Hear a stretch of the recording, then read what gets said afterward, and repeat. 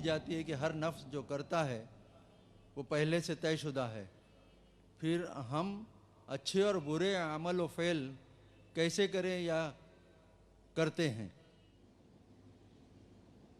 یہ بڑا پیچیدہ مسئلہ ہے قدر کا۔ تقدیر کا جو تصور ہمارے ذہنوں میں ہے وہ صحیح نہیں ہے۔ قدر کہتے ہیں اندازے کو، ایویلویٹ کرنا، کسی چیز کی قدر و قیمت کا اندازہ کرنا۔ اللہ نے ہر جاندار کے لیے ایک اندازہ مقرر کر دیا۔ مثلا چھوٹی سی چڑیا ہے اور وہ ہوا میں اڑتی پھر رہی ہے، انسان ہوا میں نہیں اڑ سکتا۔ مشین بنا کر ہوائی جہاز میں اڑ جائے، خود تو نہیں اڑ سکتا۔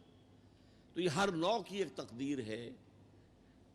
اسی طریقے سے ہر انسان کی بھی کچھ لیمیٹیشنز ہیں۔ ہر انسان کو دو چیزیں ملتی ہیں جس میں اس کا کوئی دخل نہیں۔ اسے والدین کی طرف سے جینز مل رہے ہیں، اس کے اثرات اس کی شخصیت پر ہوں گے۔ پھر جس ماحول میں اسے پیدا کیا گیا ہے اس ماحول کے اثرات ہوں گے۔ ان دونوں سے مل کر شاکلہ بنتا ہے۔ قرآن مجید نے شاکلہ کہا ہے۔ شاکلہ کہتے ہیں پیٹرن کو۔ آپ نے لوہے سے کوئی چیز ڈھالنی ہے تو پہلے لکڑی کا پاٹرن بناتے ہیں، ہمارے مصری لوگ پاٹرن کہتے ہیں اس کو۔ اسے آپ پیٹرن سمجھیے، تاکہ اس میں آپ نے لوہا پگھلا کر ڈالا تو اسی کے مطابق ڈھل گیا۔ تو ہر انسان کا ایک پیٹرن ہے جو اس کے جینز سے اور اس کے انوائرمنٹ سے بنا ہے، اور ہر انسان کا محاسبہ اسی اعتبار سے ہوگا۔ اگر کسی کے شاکلہ میں 100% نیکی کا اللہ تعالی نے صلاحیت رکھی تھی اور اس نے 40% کی ہے، وہ مارا گیا۔ جس کے اندر رکھی ہی 50% دی، اس نے 40% کر لیا، کامیاب ہو جائے گا۔ لا یکلف اللہ نفسا الا وسعہا۔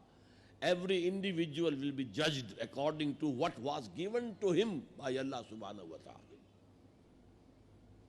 لیکن تقدیر کا مطلب یہ نہیں ہے that we are bound to do something. No. There is no predestination. It's only pre-knowledge۔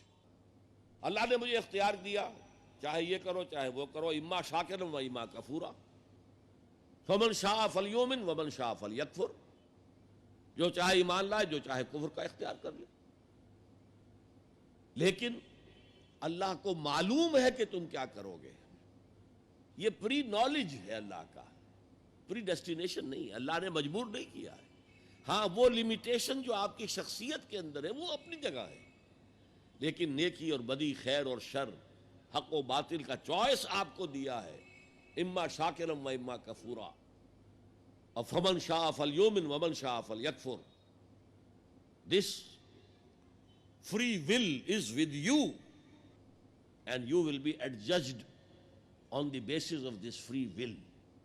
البتہ کتنی نیکی تم کر سکتے تھے اتنی کر لی، کامیاب، چاہے وہ مقدار میں کم ہو۔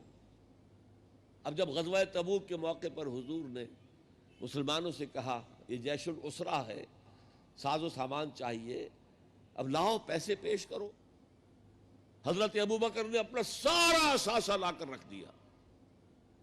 پوچھا اپنے بال بچوں کے لیے کچھ چھوڑ کر آئے ہو؟ کہ کچھ نہیں چھوڑا۔ صدیق کے لیے ہے خدا کا رسول، بس اللہ کا نام چھوڑ کر آیا ہوں۔ اب حضرت عثمان نے بہت دولت دی اس وقت۔ ایک غریب انصاری، اس نے ساری رات ایک یہودی کے باغ میں وہ کنویں سے پانی کھینچ کر باغ کو سیراب کیا۔ صبح کو اسے کچھ کھجوریں مل گئیں اجرت کے طور پر۔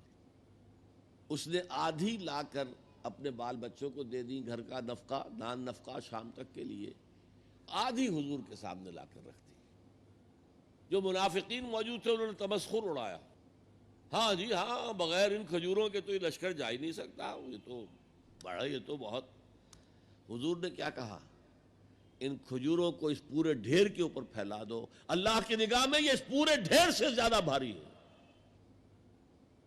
تو آپ جو کچھ کر سکتے ہیں کیجئے۔